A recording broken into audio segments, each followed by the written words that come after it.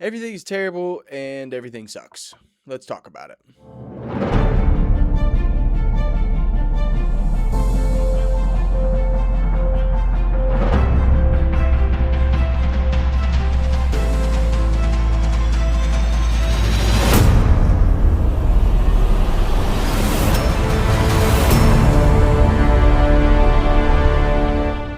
Oh, laugh it up, man. That's all we got left is laughter, right? That's all we got, man. Everything else will scare you to death right now, won't it? Can't even turn the news on. That'll horrify you, right? Murder, death, rape, child abduction, shitty economy, oil spill, 95 degrees. Good luck. So, obviously, with that intro video, especially the 95 degrees, I think if you're in the Midwest or, maybe the West Coast, you're feeling that shit right now because it's fucking hot. It's so damn hot. Milk was a bad choice. Outside lately. But no, I mean, obviously I don't mean that everything sucks and everything is terrible, but doesn't it feel like you don't get good shit No, he's got a point. that often anymore? Like, I don't know about you, but social media especially, is filled with things that make me laugh and they bring me a sense of joy in that way. But I think it's why when I see, if anybody knows who Sam's POV, or New York Turk, I think is his name. Those guys do that shit. The guys who go around and buy out the farmers market people. Like, I see these things and I go, that is awesome and I love that. And that brings me like a different kind of joy. It's not haha, it's more like there are good people. There is faith to be had in humanity. There is reason to believe that people are still good. But I struggle with it because, I mean, let's be realistic. It's war, death, economy sucks, AI's coming, flock camera surveillance state, your senators don't care about you, the government sucks at its job, corruption, Doge didn't work, housing market is on a bubble.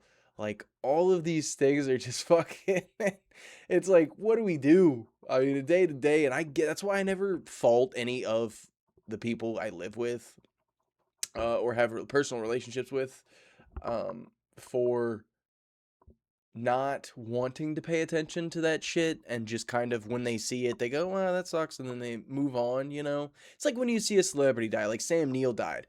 That actually really is, like, to my childhood is devastating because I grew up on Jurassic Park, and I've seen Event Horizon, and, he was just a great actor to me, and I really enjoyed his films, and, his style of acting. Obviously, anybody knows Dr. Alan Grant.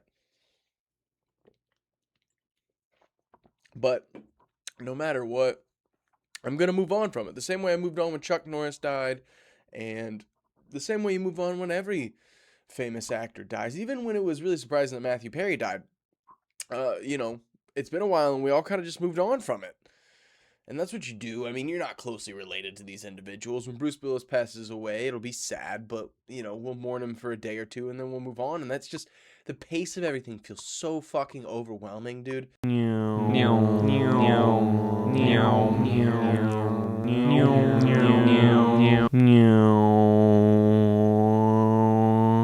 It's like, as soon as I was listening to Mike Rowe, which I've been listening to all his interviews that he's done lately, and really fuck with Mike Rowe. Grew up on Dirty Jobs. It's a great show. He's really a good person. But like he said, the more you learn about something, the more as you realize you don't know shit, and it's just like this information vacuum. It's like you can suck up as much dirt, information as you want to, but it may not matter. You'll never know all of it. And I'm someone who loves information. Obviously, this is what I do this for, is to share information with people, things I think are important, all that stuff.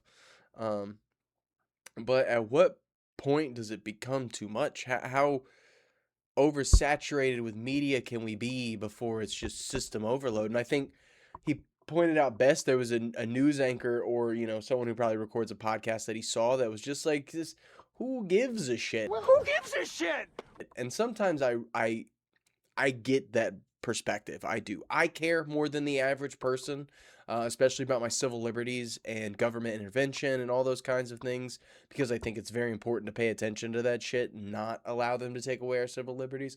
But I also don't blame people who live inside of that bubble, because outside of the bubble, once you pop the bubble and step outside, you're like, oh, fuck, it's smog. You start coughing.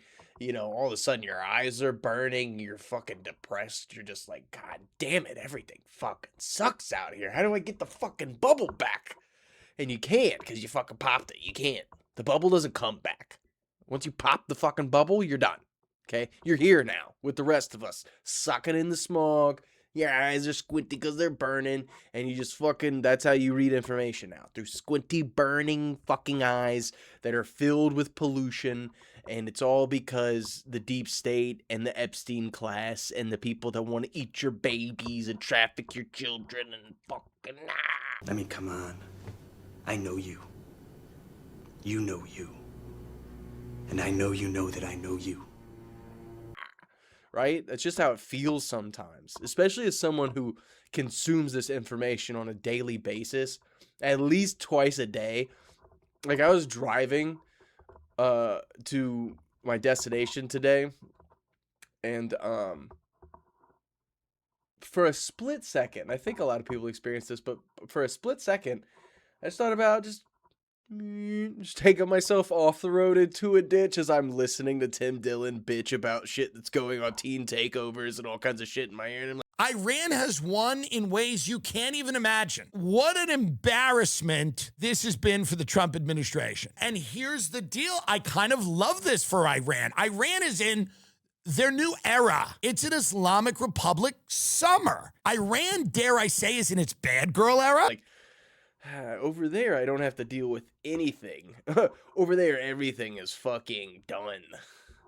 And I think it's kind of like that whole Bill Burr skit that he's done. Over here, I'm famous. Here, I'm just a regular guy. Here, so many horrific deaths. Do not do it. You actually analyze it. Like, man, if I just leave my hand right here, nobody knows who I am. I move it 2 degrees over here, I'm on the cover of Newsweek. I am instantly famous, right? Right here, nobody knows me. Just a regular jackass like, hey, Bill, you want to come to the cookout? Maybe you could bring that potato salad. It was such a big hit last year. One of the most horrific scenes we've seen in years. Bodies just strewn about. You should really go there. Amy's gonna be there. You can strike up a conversation, maybe hook up with her. No indication he even tried to stop.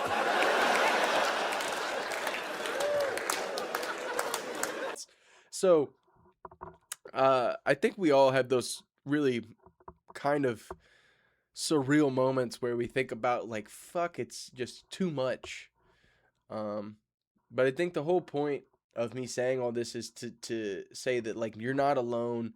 Like, I want to crash out sometimes. I really do. I go through it at least once a day where I'm like, God damn it, everything fucking sucks. Everybody hates everybody. My money's worthless. The government fucking blah. And I'm just losing it. It's, I don't know what to do sometimes, but then I just kind of you get through it. You get through it and you come out the other side and you go, it's all right, whatever. I'll be fine. I'm going to work tomorrow. I'll figure it out. I got shit to do this weekend. I can't kill myself on Tuesday. I got fucking plans. What about the plans? That I'm probably going to fucking cancel anyway. But still, if I kill myself, how am I going to politely cancel my plans? Or how am I going to make up an illness so I don't have to go to said plans? You can't do that if you die. And then everybody's sad. And then they have the thing. And then you're really bad because you force anybody like your wife. Like, now your wife has to go. And you've put that burden on her, you piece of shit. You put the burden on her. She has to go to that now. If you'd have stayed alive, you fucking cocksucker, she'd have been able to fucking skip it with you. You guys could have made up some shit. But like, oh, we've got, Cyclops diarrhea or whatever the fuck's going around right now. You know, the poop disease that's making everybody skinny, apparently. You know, some shit like that. I got fucking COVID in my balls. Whatever you want your excuse to be. But if you die, you know, now your wife has to spend time with these people that you also know because they don't want her to be alone. And maybe she can't handle being alone. I don't know. So, just saying, don't be a bitch. Like, fucking suck it up. Get through it. It sucks sometimes. Bitch about it while you're doing it. That's how I get through. You know, that's why I started doing this. Makes me feel a whole lot fucking better. Whole lot better. When I tell people, like, fuck you. And I go, it's really not that bad. You know, times I call my boss a retard. Makes me feel a little bit better. And you know what? I think that's what it's all about. You do a little bitching, you do a little moaning, we piss, we complain. Don't give up on shit. You know, don't go, you know, I'm not paying attention, I don't care what happens. Just, you know, vent your frustrations, move on about your day, and then go back to hating the government like a normal patriot should. Good money in bootlegging if you know what you're doing.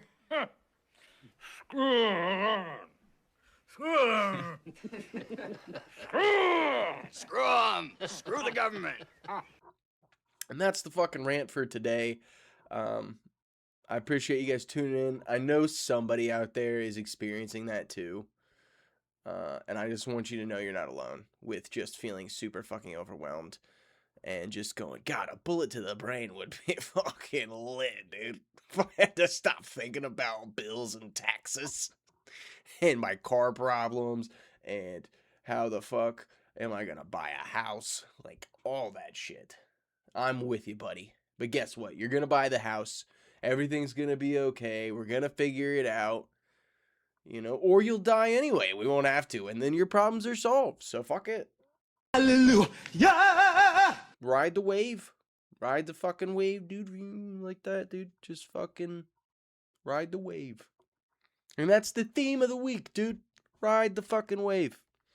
Thanks for tuning in. I'll see you next time, motherfucker.